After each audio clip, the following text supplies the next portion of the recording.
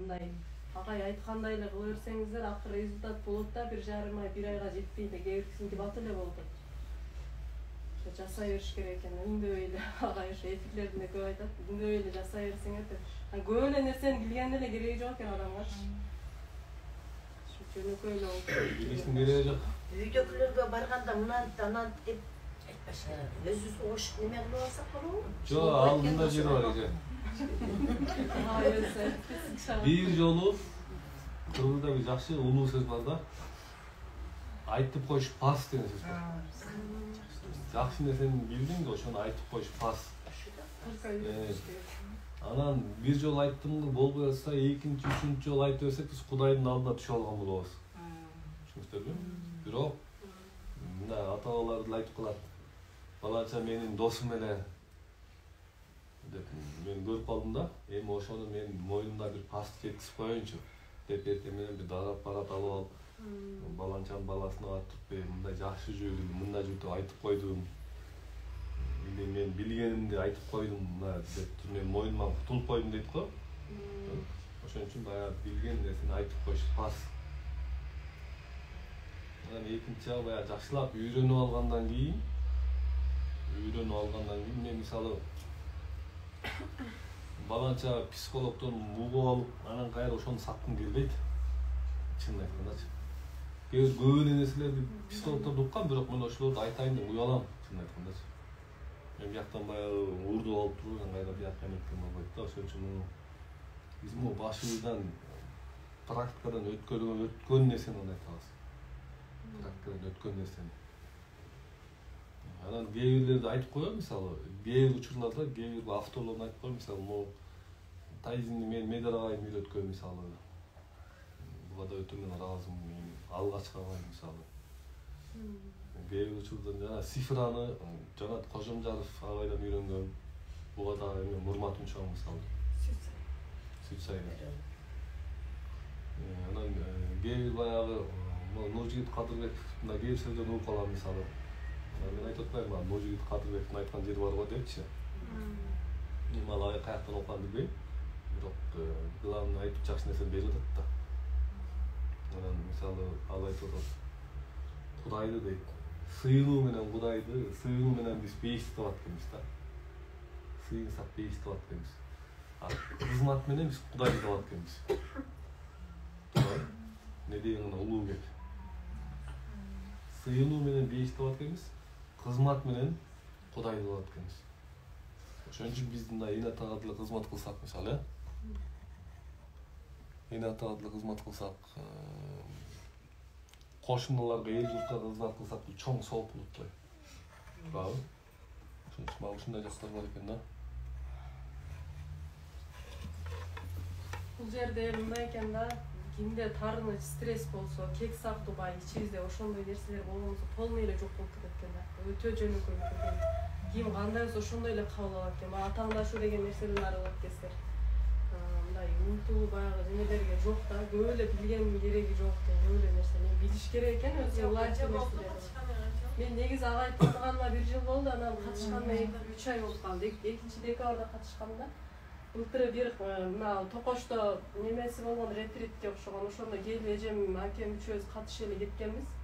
2 күн эле спет этип калдык. Андан кийин кетип калдым мен башка өлкөгө. Анан кийин келип эле агайга бардым. Консультациясына катышып анан жазып, ошондон баштап катышам дейт. Апам жаздырдым да, ошо апама үйрөтө коюп кыйшыйып калган өзү онлайн кайра окуп да. Апанын сахары бар эле, кыйла жакшы да. Мен биринчи жасаганда 4 саат, 3 сааттан отуруп аттым. Ошондо жакшы результаттар берип, кийин анан азайып кетти да, 1 саат отурат. Бул мени биринчи мен чыныгы жүзүмдү көрүп менен разрушение болуп жүрдү көпкө чейин, Биринчи ошо билип эле баягы мурун психологдорду окугам, ошол боюнча эле суроолор берермин, агайымна нормальный ордуна отургузуп койдум, эгамды сындырыпчы. Анан ой келе баштады, көп нерсени билген деле кереги жок экен депчи. Антип эле неметип жүргөн экен да, мен билем деген нерсе бар экен менде дачы. Көп мен окугам. Мен билем деген нерсе эң жаман оор да. Мен эч нерсени билбей калдым деген түшүнүп келет адамгачы. Биян кысты болду билбей калдым го. Ошон үчүн да чоң өтө чоң жөнөкөйлүк жагында. Билсең дагы. Кудайга өзүбүздү кантип тапшырабыз? өзүңүздү мындай отуруп эле тапшырып коесуз да, тагдырыңызды өзүңүздү полный эле жөн эле отура бересиз да. Туура дем алып. Ошо онлайнда окуусунда бар агайдын катышсаңыздар жазылып. Катыштың эле? Сен дагы эле катышпай жүрөсүң да? Онлайн сабак жеме. Онлайн агайдын эмесине кирсеңиздер, мына медиа тынмай реклама кылат. Агайдын статусунда да коюп атат да. Ошого көрсөңүздөр болот. Телефондон эле көрүп отура беребиз. Инстаграмда. Анан мына менеджерлер тынмай реклама кылат. Ютубка да ачылды. Эметсеңиздер Ютубта дагы бар да. Ютубта бар. Аябай эмне аткан да. Кайсы тараптан көрсөңүздөр деле болот да. Инстаграмга жазып. Биз качан баштайбыз ошондо? Баштады уже.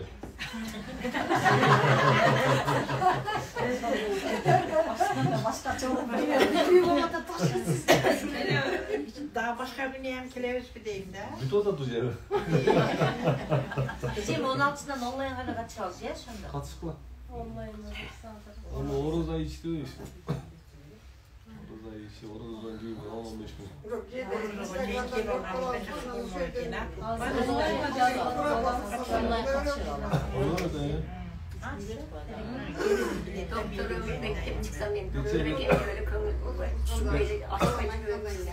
Доктор деген доктор эмес, доктор технический наук деген бар.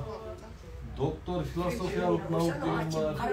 Доктор психология деген бар. Көп да доктор дегенчи. Енді Құдайым ояқтан жүресің. Мен өзім кейін ашқанын қандай білбей қалдым. Шындай бастам мен. Құдды меніздегі чиғатадан тамақты жей бергиле. Кээ учурда тамакты мындай да.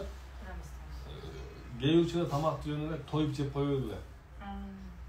Кээ учурда нормально жеп кое бергиле. Организмди толтуруп эле. Кээ бирде жөнүнө сукулдап жегиң келип калат. Тойбой эле, утур эле жегиң келе берчү эле, өзү эле медитацияда бир уникалдуулугу, нарсе тыйылып каласыздар да, вообще тамакты эле жеңиңиздер билбей элечи ошондо болуп калат. Ошол дагы каңгашуу да болчу. Ар тараптан болот да, мындай медитацияга отурсаңыздар, нарсе тыйылат, бүт бардык мындай тазалануу болот экен да, бир сыйратчы. Ошого ойлонбой эле жасай бериңиздер. Биздин өзүбүз билбей ичибизде биздин жегибизде жеп турган нерсе бар экен, муну билбей. Ошо мусор ойлор да. Өзү Кудайым кудурети менен эле тойгозуп коет экенбиз. Ошол үчүн кыргыздын рызкысы кайттан деген иштеп чоң нерсе бар экен. Жана эгер Кудайым тапшырып коюп кечкече жебей жүрөбүз. пайгамбарларыбыз башта баягы ошол пайгамбарыбыздын убагында намаз окуп атканда неме сахабалар жана чымчыктар эметип койсо дагы сезбейт экен да, дене ушунчалык катып калат эле. Ошол сыяктуу болуп отурганда качан медитация өзүбүз тапшырып өтө сонун результаттар болот экен да. Мен ошону аябай Биз могу күтө, адам күтөт да. Жакшы сизди желмоңузду эле күтөрөбүз, жакшы сүйүп. Мен тамашалап калам да, мен ненормальный психологмун депчи. Өткөндө Бишкекте жолугушла мен анын эсимде жок. Бирөө айтат, мага чалган экен, мен тамак жеп аткан экен, анан тамагың таттуу болсун деп ишиң болбосун деп турдум да. Анын напсиси, ой рахмат эже дегенди күтүп атат. Түшүнөсүзбү? Мисалы, ушуну адам ичинде напси адамда ушундай болот. Мисалы, калау экен, реально калау экен, жакшы нерсе.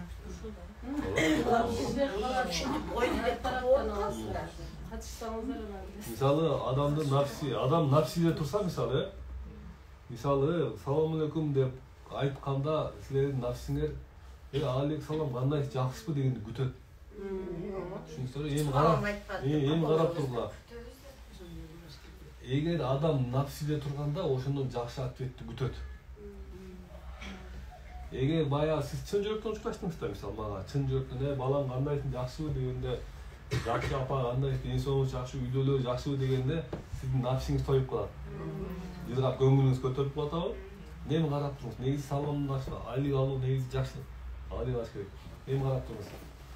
Сиз ошол жерден саламдашкандан кийин мен айлык албай койдум.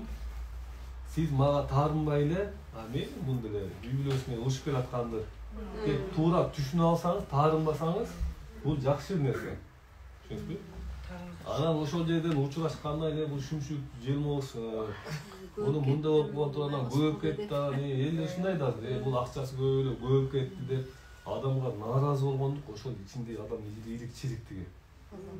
Бул жөнөкөй эле жүрдү эле, мисалы бизнесмен болуп кетти, депутат болуп киши карабай калдыгында көп да азыр мисалы. Анткени адам ичинде ошо нафси арамдык дайыма жакшы күтөт.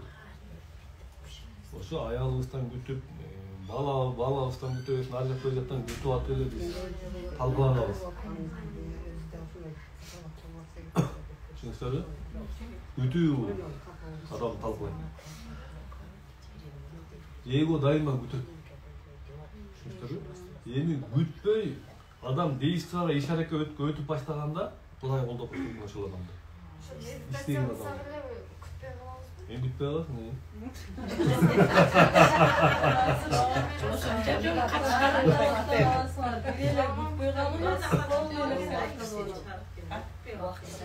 Adam deftere çekti ben.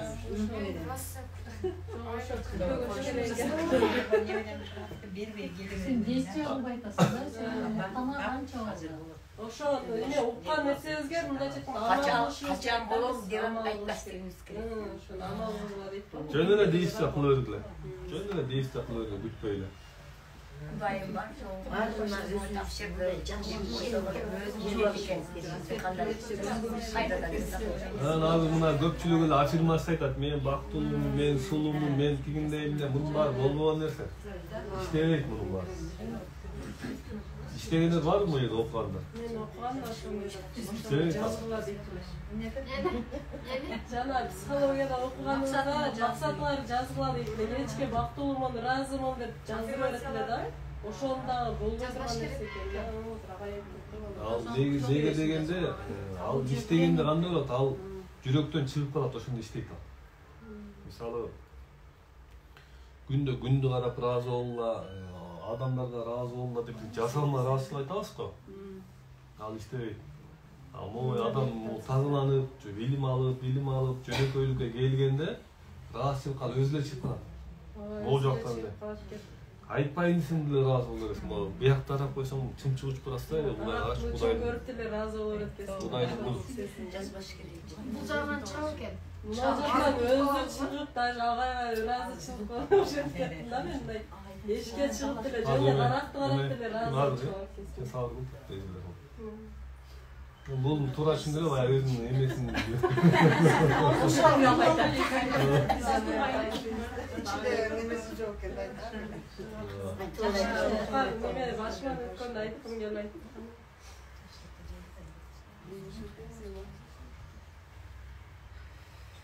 Адам күтөт, анан бизге көп адам келгенде разрушение болуп берет. Мен тетиз жактан көрдүм. Адам ушундай эме менен келет да. Başka yine. Мени башкача күтүп келет да.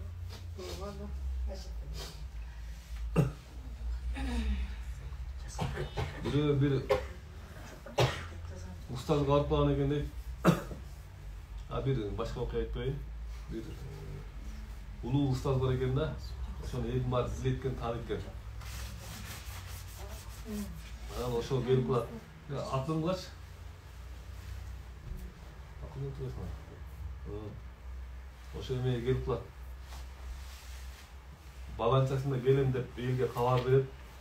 Анан миңдеген адамдар чогулат. Саат 9-га дейт. 10 болот келбейт, 11 болот келбейт. 12 болот. Негизинде бул эмне деген эме? Деп туруп кетип калат жагым кетип калат. Анан саат 2-3 болот, дагы бир топ кетип калат. Анан бир 3-4-төрдө баягы киши мас болуп келет. Ушундай мас болуп келет. Мас болуп келгенде ошол элдин көбү кетип калат. Сөгүн сага эмне келдиңер дейт. Анан кийин бирөө калат ошондо. Кетип калат. Анан дагы кийинки 9-да келет да, аны да сөгөт. Анан айтат ошондо мен кетпейм дейт, мен сизге эме тутам дейт да. Анан ошол эменин илимди алып чоң үйгө кетишкен экен да. Ошон үчүн нафси только адамдын кийимине, кебетесине, анын авторитетине карап, анын мындай таза кийинип, аябай кооз сөздөрдү сүйлөгөнү жакшы көрөт нафси, түшүнүңүздөрбү? Чындык деген жаман да сразу эле чыркырап тастайт да. Мен жанагы эжемди сөккөндө эле чыркырап кетти да алчы. Жалган чачырап кетти да. Түшүнүңүздөрбү? Кийин айтат. Күнөө өзүмдүкүн деген калсам. Канча жолу сизге жаздым дейт, жооп бербедиңиз дейт. Кайра жаздым дейт, чалдым дейт, жооп бербедиңиз дейт. Анан сөз талашып туруп алдым дейт. Ушундай нерсе да. Ошон үчүн акыл менен өтөш керек. Ошол учурда могу динди да карман кылат. Адам динди карманганда фанат болуп кетпей, акырын өзүңөр эле билген намазыңарды окуп, Кудайды таратып алып, ал өзүңөрдүн ишиңер. Бул психологияда эгер мен мондай айтсам, мен анда психолог болбой калам да. Бул жерде дин эркиндиги деген бар. Аны өзүңөр буддистсиңерби, мусулманбы, теңизчиби эмес жок. Общий иштеше берет. Врачтар деле ошондой мисалы. Туурабы? Буддист келсе деле, нар жак бир жагы келсе деле иштеше берет булар. Ошон үчүн биздики бул официалдуу бул мамлекет тарабынан кабыл алынган бул психология, билим билесиңер, да? Ошону туура түшүнүш керек.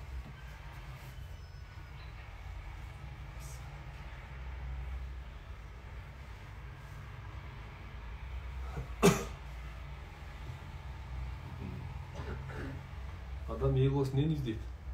Эго только ошол кызыкчылыкты издейт да. Жакшынакай кийинип турса, кооз сүйлөп турса ошого ишенебиз да. Эмени адам ичинде полный эго толкунганда, только эгону эле каалап калат да. Эгоист балдар, эгоист кыздар мисалы только эгоисттер эле жолугат экенбиз да. Эго канчалык көп болсо, ошо эгосу көп адамды издейт экенбиз. Окшош да. Бул Куранда да айтылат экен, мен өзүм окуган жокмун, көп кишиден уктум. Биз эч убакта дейт, ыймандуулар менен ыймансыздарды кошпойбуз дейт. Кошпойбуз дейт экен да. Ошон үчүн баары жакшылар менен жакшыларды кошобуз, эголор менен эголорду кошобуз деген менин түшүнүгүм да. Анан биз калп эле мен ушундай жакшы жердин кызы болчумун, анан мен бай жердин кызы болчумун.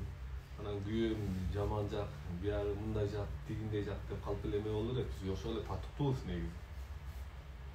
Аял алып калсак деле биз аябай бай жерибиз, буяк мындай жөнөкөй эле жер, анан мындай көз караштар туура келбейт деген ал бул никеден кайыптан экен да. Сен ошо керектүү адам менен кошот экен адамчы. Аллахтан керектүү адам менен кошот экен. Кандай болсок ошондойбуз. Анан бул жерде бай керек деген түшүнүк өзү жок. Бай керек деген түшүнүктүн өзү мисалы туура эмес. Эгер адамдын аң сезиминде бүтүндүлүк жок болсо, анда бөлөт. Баланча бай, мен мындай адам деп, ал ошол адамдын ичинде бүтүндүлүк жок. Түшүнүктөрбү?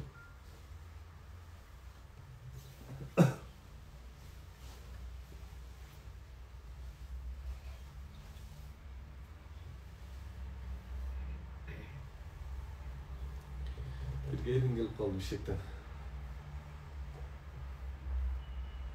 Gelin gelip kaldı. Ümetken ilim alganım eken. Bir neyse aysaсын эле бул илим динде мындай бар деп, тигиндей бар деп.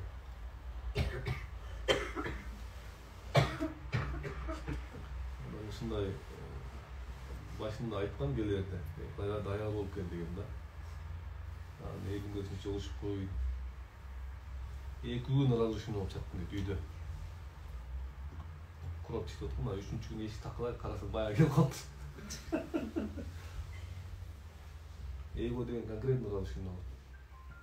Күйөөңөр сөгүп койсо, ушундай жан дүйнөңөргө батып, жан дүйнөңөр кыйналып атабы? Бул адам ичинде нафси да.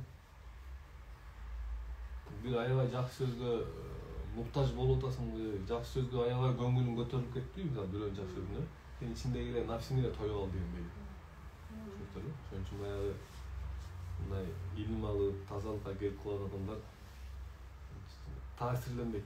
Бирөө мактаса деле таасир бербейт. Бирөө башынан ылдый бир мусор куйса деле таасирленбей калат деп айтат да. Таасирленбей калат адамча. Сен таасирленип атасың го, ошончо ишиңде мусор бардын белгиси. Сен бирөөнү сөгүп койсо ушунчалык оор тийдиби сага? Аябай катуу тийдиби? Ошончолук адамдын ичинде мусор бардын белгиси. Ошон үчүн биз күтөбүз, эго дайыма киришет ана. Эго ошо менин баламдын жашоосу мындай болуп кетсин, кызымдын жашоосу мындай болуп кетсин деп туруп бузуп жатат. Именно эго киришет, нафси бул. Биз Кудайдын ишине киришип алабыз да. Жакшы болуп кетсин деп туруп биз жаман кылабыз. Балам жакшы мектепте окусун, Америкада окусун, мына кымбатыраак кийим алсын, кымбатыраак телефон алсын деп атып ошону амсызын бузуп таштайбыз. Ал кымбатка көнүп алган нерсе кийин арзанга келгенде тупойлор деп эсептейт. Андайлар көп. Жакында мына ушундай бир окуя болду. Бир келин сүйлөшүп калдык. Ошо кичине акчалар коюп байып кеткен экен. Балдарын гимназияга окутуп, эл кийбеген кийимдерди алып берип баштадык дейт. Брендтерди алып беребиз дейт кыздарыбызга, балдарыбызга. Анан банкрот болушат. Баягы мектепке алып барсак, ушу тупойлор окуган жерде окуйбуз деп ушунчалык эгосу семиртип. Эми ошолор бизге азат берип атат дейт. Жөнөкөй магазинде алсаң кийинбейт дейт азыр. Бул китайский экен деп баягы биз ушундай акча тийип колубузга болуп калганда бренд-срендтерге көндүрүп турубуз дейт. Көрдүңүзбү? Биз ошо балдарга жакшы кылабыз деп атып бузуп алат да. Бузуп өткөн көпчүлүк учурдачы. Ушу балам бутта туруп кетсин, ушу балам жакшы болуп кетсин деп атып биз бузуп таштайбыз.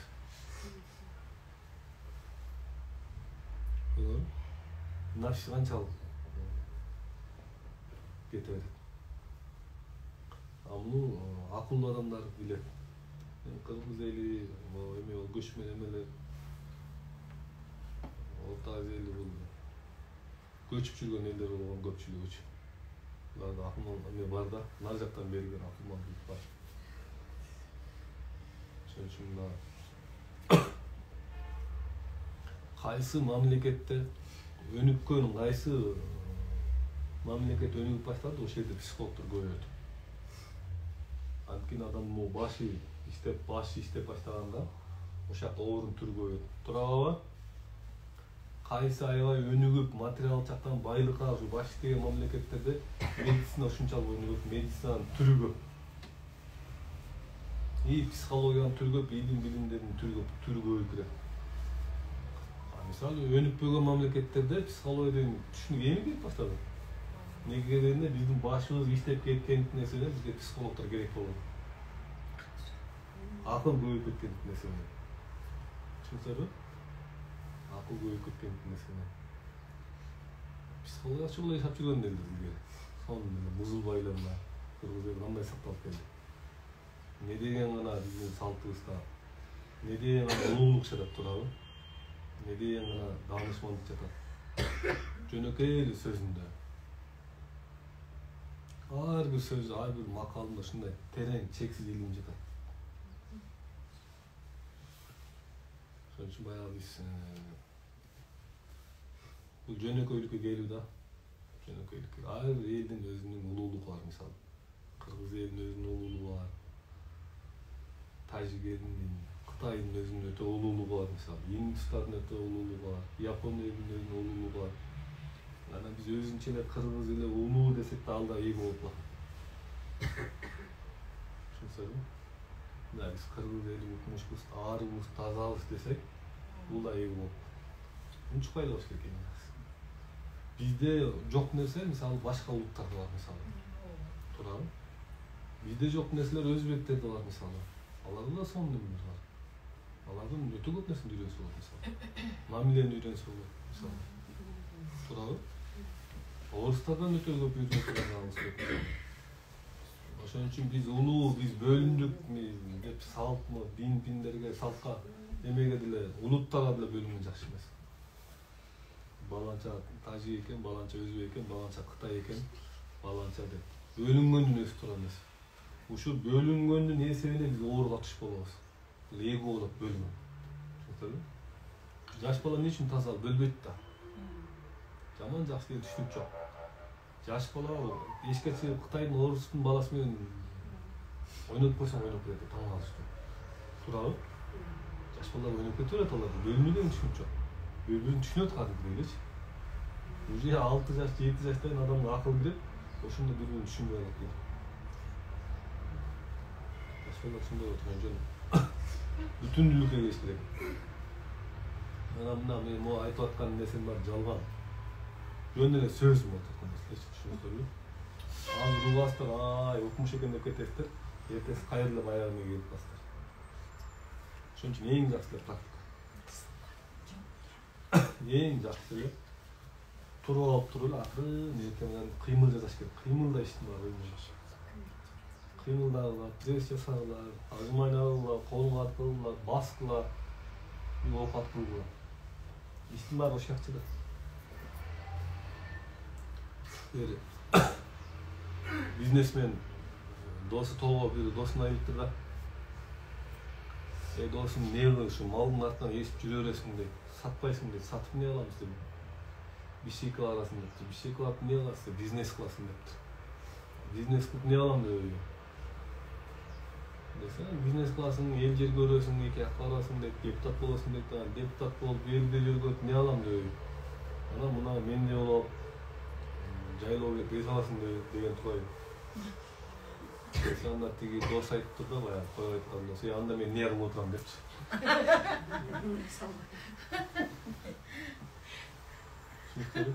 Биздин айланып, миң кыйын болуп, миң укмуш болуп кетип, айланып келип эле жөнөкөйлүк эле келиш керек адамчы. Авторитет болсо да ошонун артында толтура азап жатат. Туурабы? Ошон үчүн жөнөкөйлүккө келүү керек. Анда бир нерсе айтып коеюн азыр.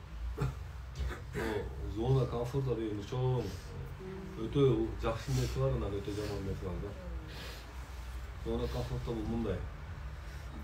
Адам баягы байлыкка, бийликке, акчага, авторитеттин ар жака бер жака ээ боло элек да, адам только тырышабыз. Тырышып жүрүп мал жан кылабыз, үй жай кылабыз, бала чакалуу болобуз. Болсун Кудай ошо баарыбызда болсун ушун баарычы. Анан удобствого келебиз. Ошол жерге келгенде адам удобствого келгенде анан музак келиши керек. Түшүнүктүрбү? Зона комфорта. Адам мында келип туруп мында өсүп келгенде адам ал жерде чоң нерсе жатат, мында калың катмар жатат.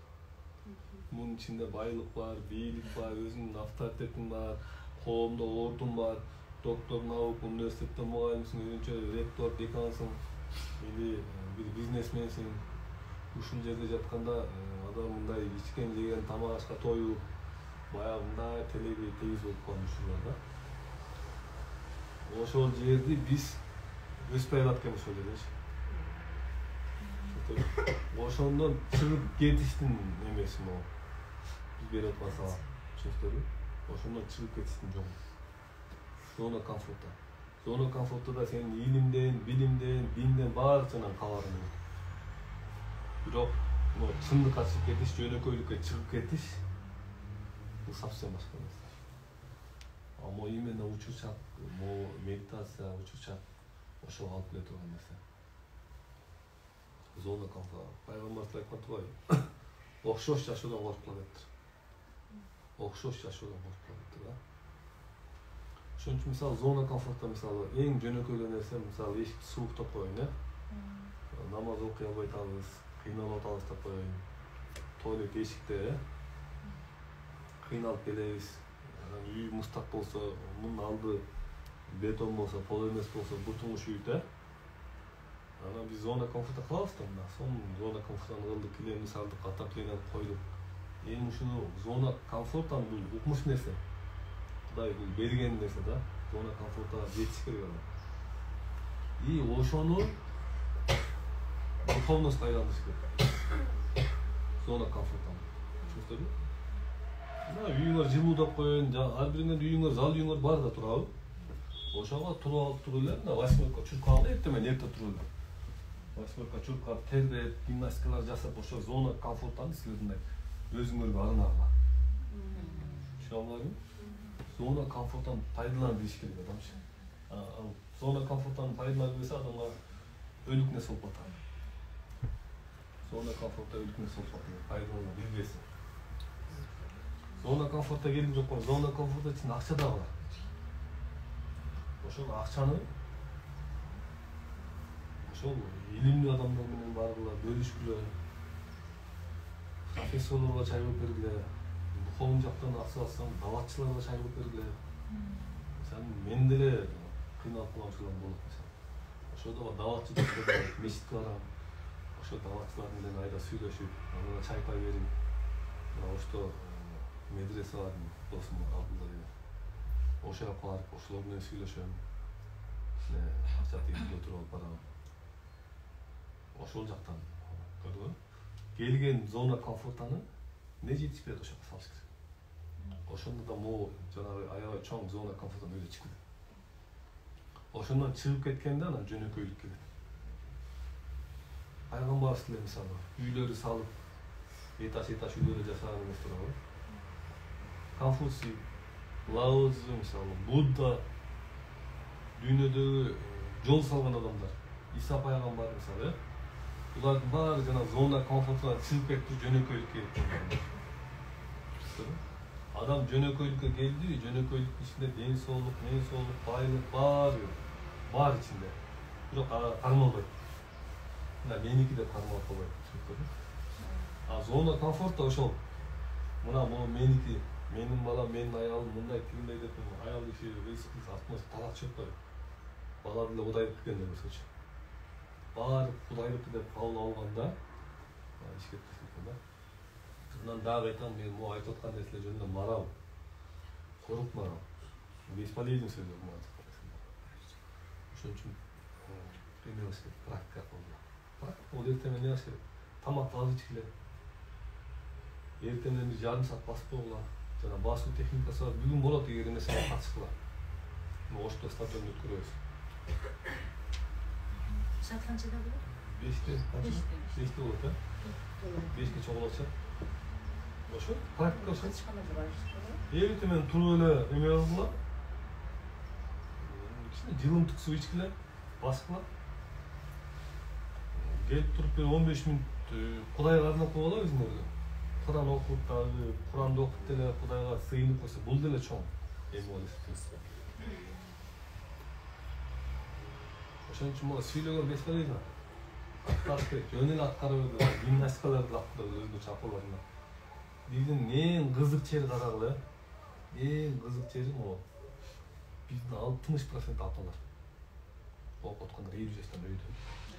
Бул өтө чоң нерсе турабы? Кечээ мына Бишкекте жолугушуу, баягы мурда Супарадагы жолугушуу, мурда бүгүнкү могу жерде ачылыштагы жолугушуу көрдүңөр да. Кечээ келгендер мына бүт апалар. Бул укмуш нерсе болчу. Сонун нерсе. Биз аларга мораль окубайбыз, только ошол гимнастиканы үйрөтөбүз мисалы. Могу адамдын могу напряженияны кантип сынмай тетишти эле үйрөтөбүз. Буякта напряжение мисалы, колдор иштегенде мисалы, ошолордун баягы адамдары оң шар, пол шар деп коет, ошолор тең келет. Гимнастикадачы. Ошол тең келгенде, оң шар, пол шар, терелерин тең келгенде адамга бүтүндүүлүк келет. Түшүндүңбү? Оң шар, пол шар тең, сол шар тең келгенде бүтүндүүлүк келет. Ошон үчүн ошол гимнастикалар берди. Основной эле биздин иш мораль эмес, гимнастика. Жөн эле гимнастика менен ден соолук чыңдоо и медитация. Ошонун ичинде баары жатат. Ошон үчүн дагы айтайын. Только жазаш керек болду. Жазаш керек, дыханияны кылыш керек, басыш керек, жазаш керек. Алдын элдин баары эле марафон өткөрүп атат, арып татыш керек, басыш керек, анда биздики алардан совсем башка дейт. Байкап атасыңарбы? Теңирден тескери. Жана эртерээк алып калсам айтат го, сиздики көп психологдорго бүт каршы келе турган нерселерди сүйлөп атасызбы дейт. Аларга мен каршылыгым жок психологдорго. Алар жамандабайм мисалы. Бизде баланы мондай тарбиялаш керек дейсиз да. Сен баланы эмес өзүңдү тарбияла. Sen işin yirip çirip tursa, balaga gülüp çaynap mamile kılsan, şunday grammatni bolsan deleçi, al içinde yirip çirip var enerji atlı ötüp bilet balaga. Men bunday gülüp tabi alamın, beş kalesine. Sen kıykırıp sövünmeli olur mu kudaysıktasın? Kıykırıp ökürüp ança emosiya alıngan üylülür var. Biro içi taza üylülür var. Aların toyka yapar, enerjisiyle, jakşı enerjisi ötüp. Bu balam tarabi aç gerek, bunday aç gerek deyin bolduğun derse. Sen kanday olsan bana oşunca olur. Senin güzgünün de çıktığında. Eştigen bilbegen apalarına, kırgız apalar murda eştigen bilbeyle, jönökö жүрüşüyle bat son ballar töreş bölümde. Zo. Allah'a tek yakın ömetteydim.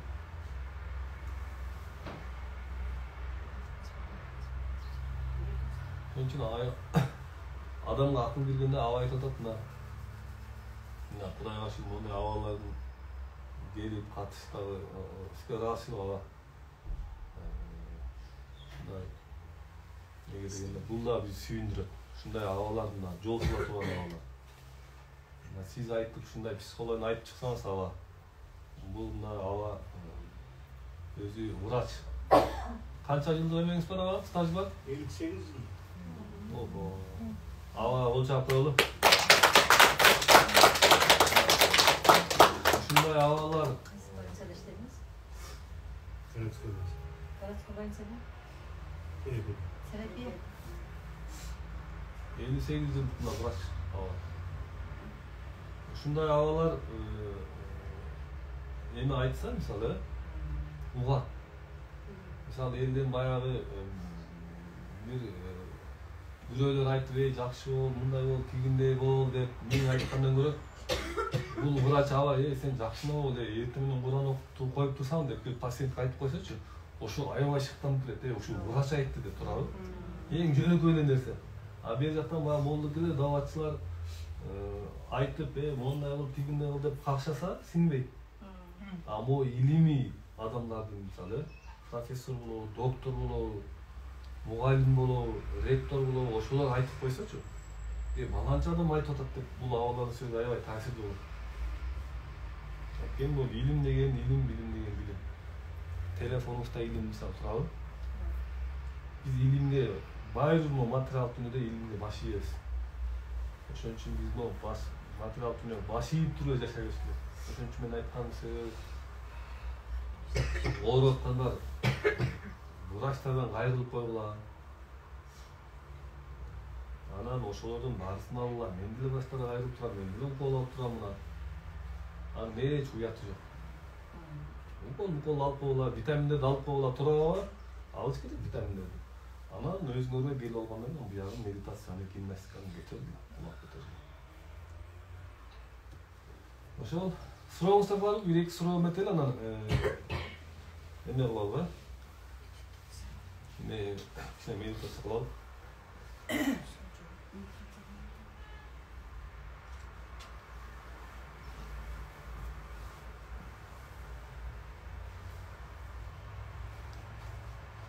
суроо жок Индивидуальный келсе болобу? индивидуальный как албай атасыз же Консультация. индивидуальный мындай кайрылып келечи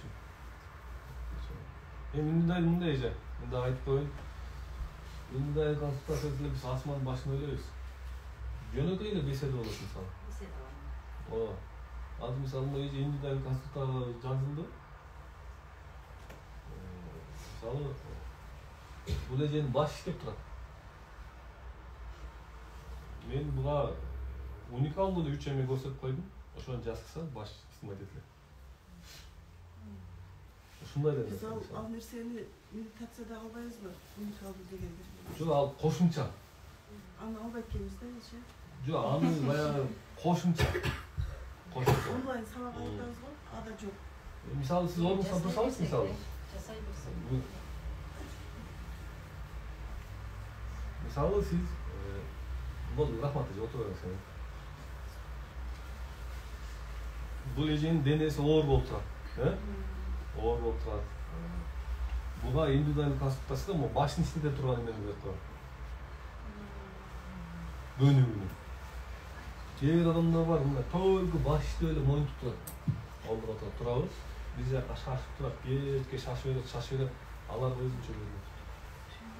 Бирок могу медитация универсальный негизи, ошонун баарын оңдойт негизи. Анан кошумча берип коет. Кошумча, эми аны кошумча албайт эле болсоңуз боло берет. Кошумча албайт эле болсоңуз. Мисалы бул эжеге теннис ойноткон болбойт, өзү эле шашып өзүнчө эле мынтип жүрөт мисалы. Теннис ойноткон болбойт. Бул эже чуркаганга болбойт мисалы бул эже. Чубай коюн, Чуркаганда сиз ого төрө шашып каласыз. Басыңыз мындай. Түз болуп басыңыз, энергетикалык теңделет. Түшүнөсүзбү? Бул эжеге теннис ойносо аябай жакшы болот. Теннис ойногондо адамдын баягы моягындагы кээ бир адамдардын ылдыйк центрлары иштейт. 7 центр бар адамдачы. Ошолордун кээ бир центр, ылдыйк центри иштеп калганда баягы көчүгө ордунан жылышы кыйын. Биз жака барыш керек болсо отуруп элек. Кээ бир адамдар бул эжеге окшогондор бар, жөн эле бир нерсени айтып элек деле жөнөйт. Туурабы? Ошону айтып деген адамдар бар. Кээ бир адамдарга бир жакка барарды 3 күн мурда айтыш керек. 3 күн мурда айтыш керек кээ бир адамдарга. Анан 3 күндөн анан ордунан козголот. Жүрүү десең сөөгөт ашат. Аялды өзгөчө кийиңиз. Канча саат басыш керек onun bir günde? Эмеңизге жараша, алыңызга жараша. Басыңыз кайра. Абитте бассаң, абиттен кийин. Бош учурда да басыңыз. Бош учурда бирок өзүңүздү акырын менен даярдаңыз. Акырын менен даярдаса болбойт. Мен өзүм өлүк адамдай ойлойм. Качан эле өлүп калгам. Ченден болот. Өзүм түшүнбөйм. Өлүктүн назарында чексиз тирүүлүк чыгат эле. Өлбөйм качан. Жок. Бул эженин денесинен чыгып кеткен да. Өзүндө эмес, көрдүңүздөрбү? Бул эже арык. Эң жөнөкөй нерсе. Туруңузчу эже мына. Эжени эме кылып мына. Бул эжени көрдүңүзбү? Кийимдеринде сос керек айтмандай. Бул эже, бул апа арык болуп турат. Бул апада мисалы денесинде эт жок, көрүп атасыңарбы? Анткени себеби бул баш иштейт, көп ойлоносуз аябай. Муну ой жеп иштаган. Түшүндүңүзбү? Моягында энергетиканын баары бияка чогулуп кетип туруп, ушул жерден жеп иштаган. Бул баягы өзүндө эмес да, ойдун баары өткөн чакта, келер чакта мындай. Ааламда жүрө берет. Ааламда жүрө берет мисалы. Bütün el yurttun üstüde ağlamda dünyanın üstüde жүрөбүр. Бул эже өзүнө келиш керек. Өзүнө келиш керек. Түшүнүңүздөрбү? Бул денесине кайтып келгенде бул эжеде башка өзгөрүп кетет. Kiyimlerim kiysem biro'nun kiyimini kiyip algандай болом. Башка болуп бирөөдөргө берип дагы башканы кийсем дагы ошондой болуп сөмтүрөт. Мисалы мына могу эже могу артта отурган үчөө мисалы. Ордунан бир кылган. Буларда торуктулук бар. Булар денесинде мисалы, ой денесинде. Булар денесинде ойлонуп, денесинен переживать этет. Түшүндүңүзбү? Бул эженин ою ааламда жүрөт мисалы. Бул эжелер денесинен переживать этет мисалы. Туурабы? Денесинен ойлонот. Булар совсем башка.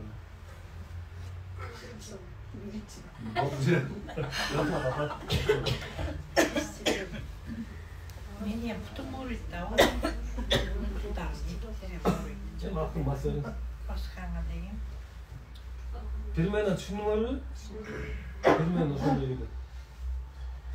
Мен тазиге катышып жүргөм да 3 жыл. Анан сиз азыр айтып аткан басморка тази баса турган иши эмес. Түшүп атам да ошол басуулар болсо катышпай эле койгонубуз. Ошону үйдө аткарып. Мен аны өзүңүз билесиз, же? Же башка нерсе барбы сиздин платный окуңузда? Катышып көрдүңүз да? Катышып көрдүңүз беле? Жок. Ошол баягы 16 Берки басуу. Жок, басуу катышып элекмин да. Басууга сөзсүз катышыңыз. Ошо тазидеги басуулар окшойт деп катышып көрдүм. бүгүн киши нормально 500 эле тана катышкан. Саат 5те. Биздин балдарым чакта. Анда эмесе, эмени баштайлар, жок.